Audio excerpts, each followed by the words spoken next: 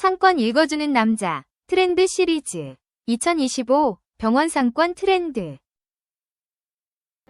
오늘은 우리나라 병의원 상권 트렌드를 준비했습니다.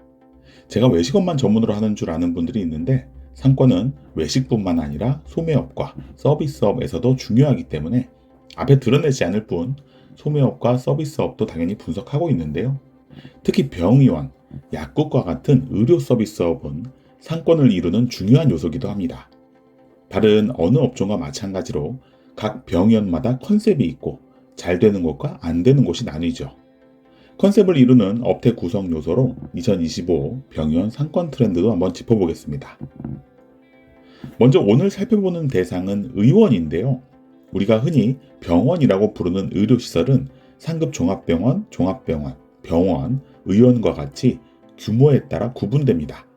감기에 걸리거나 손목이 아파서 찾는 집 근처 병원은 실제로는 대부분 의원급에 해당하고요. 입원을 할 수 있는 병실이 있는 정도의 규모가 되면 병원이라고 부릅니다. 주변에서 볼 수 있는 의원급 시설은 24년 12월 기준 건강보험 심사평가원 발표에 따르면 36,000개 정도로 집계되죠. 약국은 25,000개, 치과가 19,000개, 한의원이 15,000개 정도로 나타납니다. 한의원과 치과, 약국이 흔히 부르는 양방병원과 다르게 집계된다는 걸 확인할 수 있죠.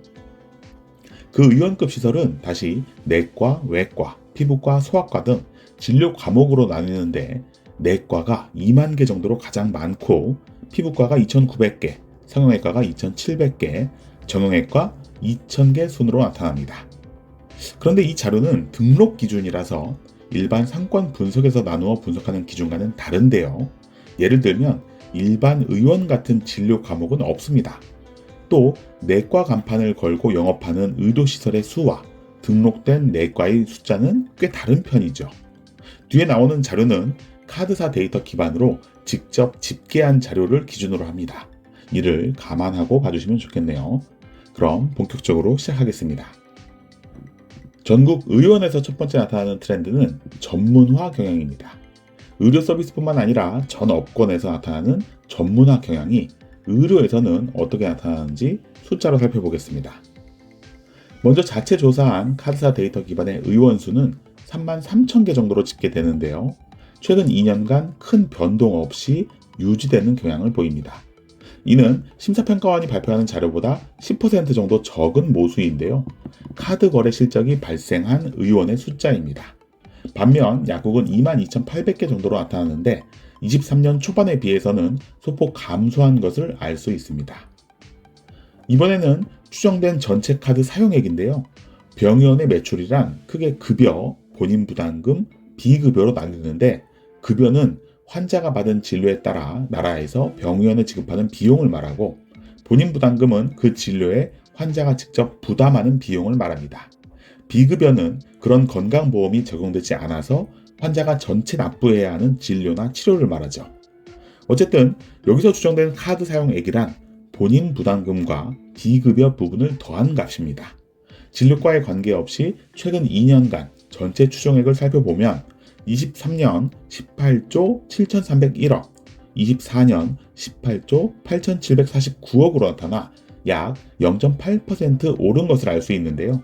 같은 기간 약국은 2.6% 감소한 데 비해 의원 카드 사용액은 큰 변화가 없었음을 알 수 있습니다.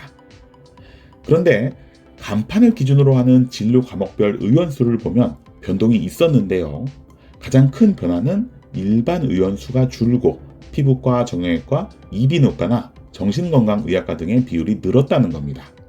큰 변동이 없는 의료업계에 꽤 유의미한 수준의 변동인데요. 쉽게 말하면 일반이 없어지고 전문이 늘어난 겁니다.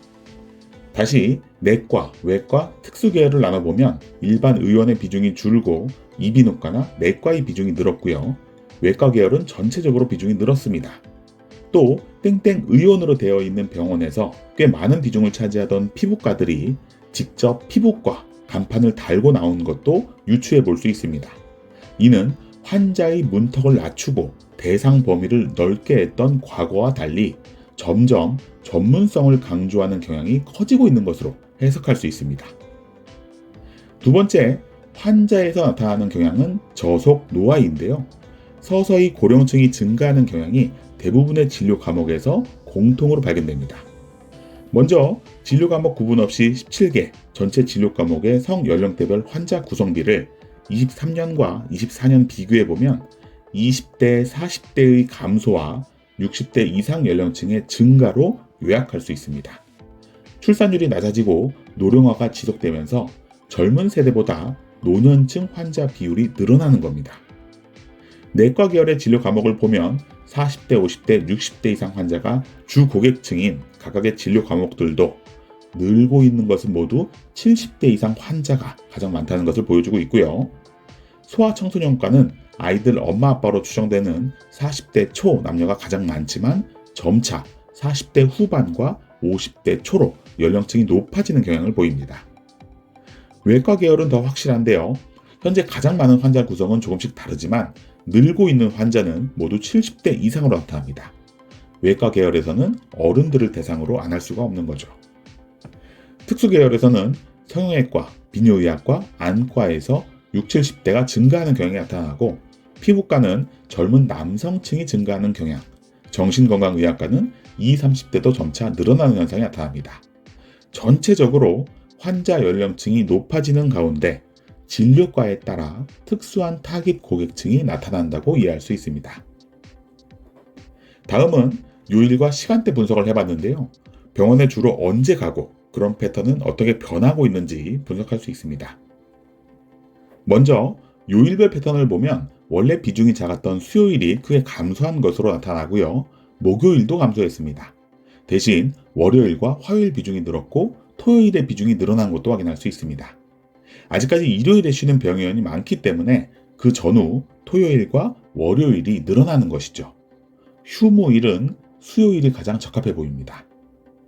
시간대별로는 오전과 늦은 오후가 늘어나고 이른 오후 시간대의 비중은 소폭 감소했습니다.